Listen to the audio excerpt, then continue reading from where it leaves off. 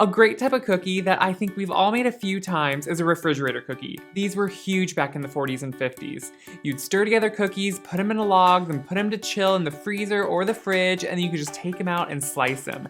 They are so convenient, so quick, and did I mention delicious? These, though, incorporate one of my favorite fall items, pumpkin. And I know probably so many of you are like, seriously, pumpkin is everywhere. That's because it is delicious, and it's also nutritious. Okay, in a cookie, it's not extremely healthy, but come on, who doesn't need a cookie? I always need a cookie. And to make these even better, I put a little bit of a glaze on them at the end, and they really are an amazing fall treat. So I cannot wait to share with you these pumpkin refrigerator cookies. To start, you just want to take some room temperature butter and a little bit of brown sugar and white sugar, and then cream that together.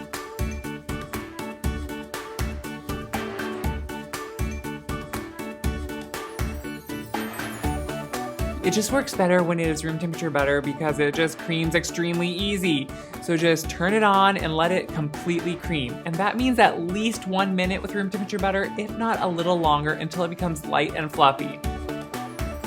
Don't skimp out on that creaming, it makes a difference. Then you just want to add in your egg and mix that in. Next, you want to add your vanilla, a little bit of soda,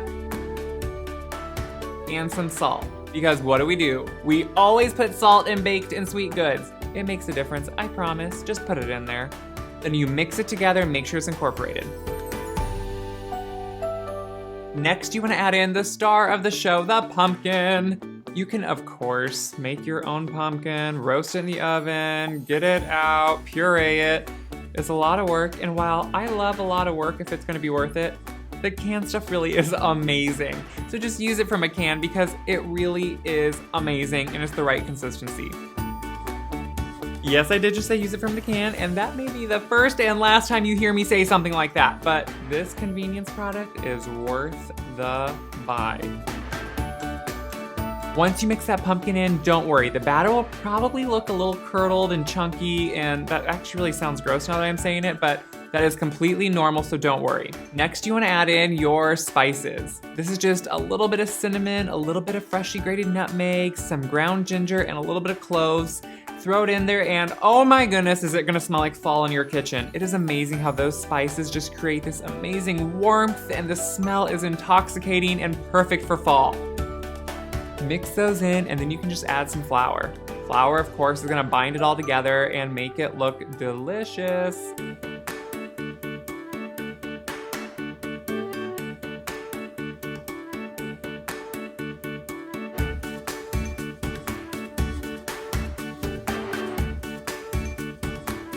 Once your flour is mixed in, you can just add some finely chopped pecans. You can just use a nut grinder or buy them pre-chopped, whatever works for you. Pecans, fall, pumpkin. I think that pretty much sums it up. Throw those in there, mix it together, and then this is kind of the messier, sticky part. You just want to kind of visually divide the dough in half and then place it on 2 pieces of parchment. Next, kind of with your hand, pat it out to a log, and then using the parchment, shape it into a log. Now, this is not gonna come out perfect, but we can't always be perfect. Although I do like to try, I know I can't do it. So just make the best log you can, and then put it right into your fridge or freezer to chill. You can do either one. The freezer will of course go quicker, and the fridge will take longer, so usually I'm an extremely impatient person, so right into the freezer it goes. As a bonus, you can make these way ahead, put them in the freezer at this point, and leave them in there up to like 1 to probably 3 months, and they are still gonna be awesome. Just wrap them really well, put them in an airtight container, and then slice them up when you wanna use them. I know, convenience products are amazing, and you can make your own. Once the dough is chilled up and firm, you can kind of reshape it if you need to, because it might be a little lopsided, but that's okay. It's a cookie, who's gonna care? Just take it out of the parchment and slice them into small slices and place them right onto an ungreased cookie sheet. These have enough butter in them, they do not need to be greased. They will not stick.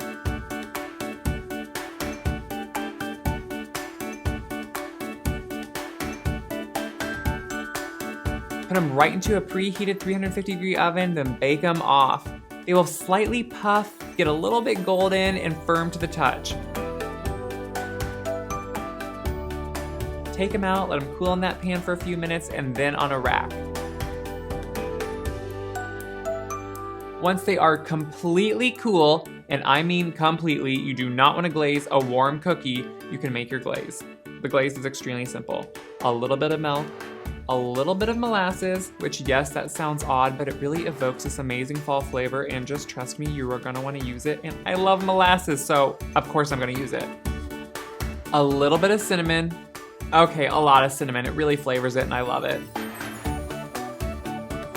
And then throw in some powdered sugar, whisk that in, and you are gonna have a great glaze. You can of course thicken or thin it with more sugar or more milk if you need to. You just wanna make sure it is really fluid and it will just drip off the cookies and glaze them and then harden.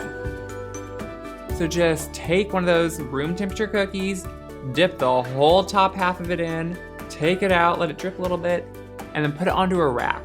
It's best to put it on a rack, on a baking sheet, or on a piece of parchment so all that excess glaze comes off and you don't have to clean it all off your counter. But don't worry, all the stuff that drips off is really good just to lick up with your finger, so enjoy.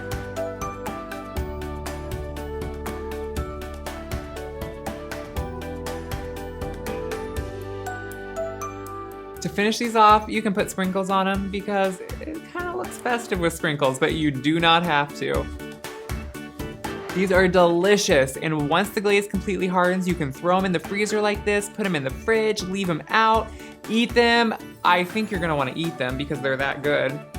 These are so delicious, so simple, and what I love is you can have them in the freezer ready to slice, and whenever you need a fresh cookie, just make a few.